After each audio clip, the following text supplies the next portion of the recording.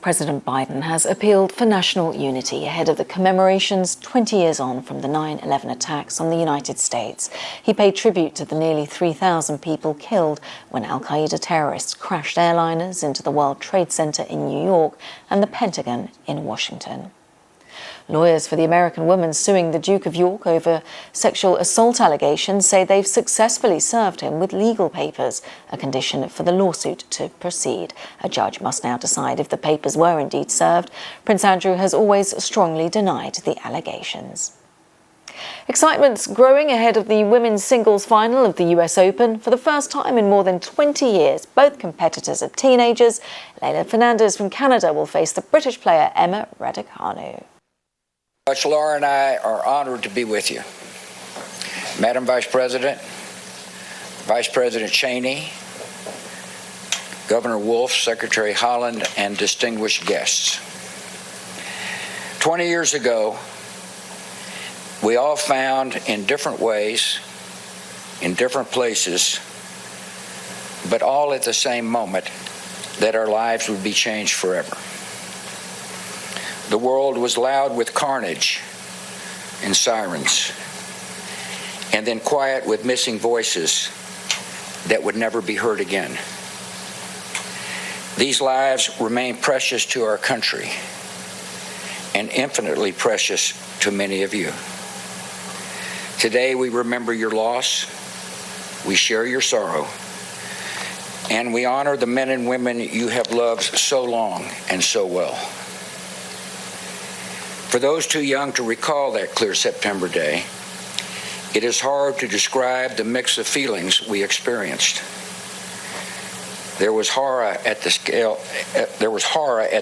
of destruction, and awe at the bravery and kindness that rose to meet it. There was shock at the audacity of evil, and gratitude for the heroism and decency that opposed it.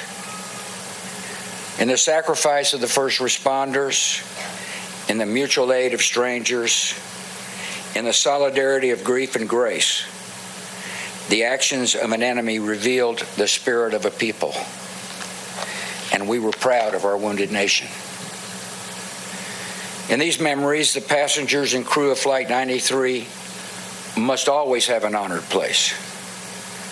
Here, the intended targets became the instruments of rescue, and many who are now alive owe a vast, unconscious debt to the defiance displayed in the skies above this field. It would be a mistake to idealize the experience of those terrible events. All that many people could initially see was the brute randomness of death. All that many could feel was unearned suffering. All that many could hear was God's terrible silence. There are many who still struggle with a lonely pain that cuts deep within. In those fateful hours, we learned other lessons as well. We saw that Americans were vulnerable, but not fragile. That they possess a core of strength that survives the worst that life can bring. We learned that bravery is more common than we imagined, emerging with sudden splendor in the face of death. We vividly felt how every hour with our loved ones was a temporary and holy gift, and we found that even the longest days end. Many of us have tried to make spiritual sense of these events. There is no simple explanation for the mix of providence and human will that sets the direction of our lives. But comfort can come from a different sort of knowledge. After wandering long and lost in the dark, many have found they were actually walking step by step toward grace. As a nation, our adjustments have been profound. Many Americans struggle to understand why an enemy would hate us with such zeal. The security measures incorporated into our lives are both sources of comfort and reminders of our vulnerability. And we have seen growing evidence that the dangers to our country can come not only across borders, but from violence that gathers within. There is little cultural overlap between violent extremists abroad and violent extremists at home. But in their disdain for pluralism, in their disregard for human life, in their determination to defile national symbols, they are children of the same foul spirit, and it is our continuing duty to confront them. After 9/11, millions of brave people in the U.S. are commemorating the 20th anniversary of the September 11th terrorist attacks. Thousands are attending memorial ceremonies in New York, Washington, and Pennsylvania. The World Trade Center's Twin Towers once stood here in Lower Manhattan until hijacked planes destroyed them and thousands of lives. A ceremony began at 8:40 at the site. Attendees include President Joe Biden and families of the victims.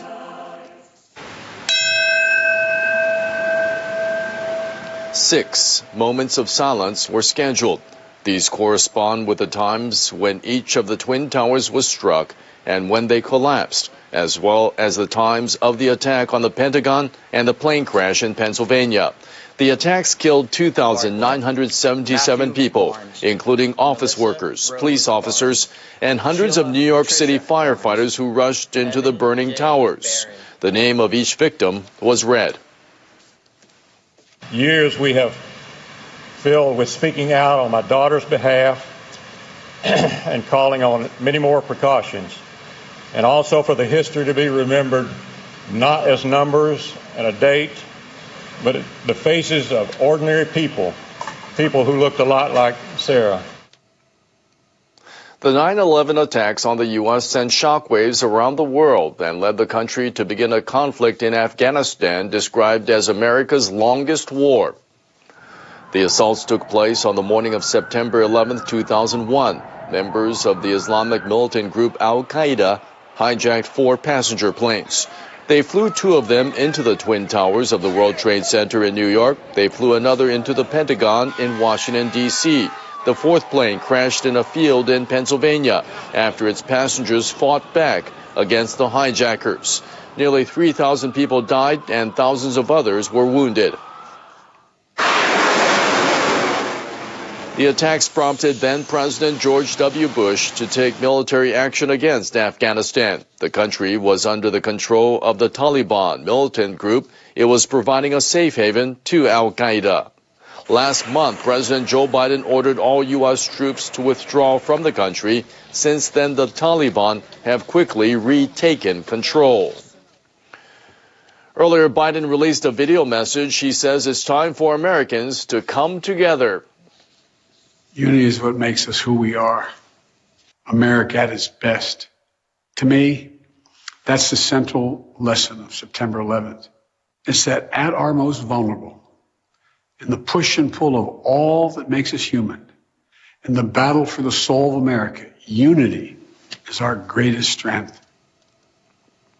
24 Japanese citizens were among the nearly 3,000 people who lost their lives in the attacks. An aunt of one of the victims has spoken of her tremendous loss.